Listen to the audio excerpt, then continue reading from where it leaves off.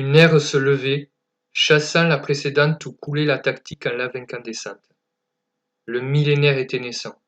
Sur l'échiquier, où se jouait la fin d'un match controversé, lui, l'ogre de Bakou, regardait sans y croire, glisser dans l'infini ses 15 années de gloire. Pourtant, un an avant, Topalov avait chu sous quelques-uns des coups les plus beaux jamais vus.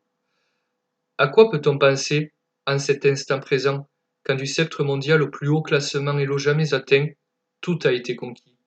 Est-ce donc pour laisser, au challenger choisi, la place du lion ardemment convoité par tous les grands joueurs des décennies passées, qu'il a failli ployer, et puis finalement, maudit par l'ironie, chuter fatalement? Non, mais l'heure est venue.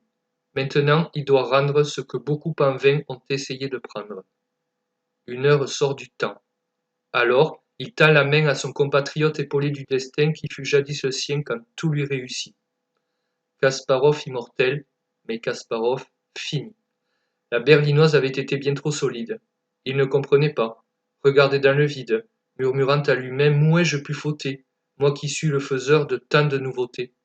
Ce qu'il ne savait pas, c'était que le futur allait être marqué de la même ouverture qui le tint en échec jusqu'au moment crucial quand Kramnik le poussait à jouer des finales. Keane disait on ne sait quoi dans son micro. Le public entendait sans écouter ses mots. L'un, debout et ravi, l'autre dans son fauteuil. Un champion s'était fait, l'autre faisait son deuil, que regardait Caïssa, qui décide qui gagne, et dont riait Chirov, là-bas, depuis l'Espagne.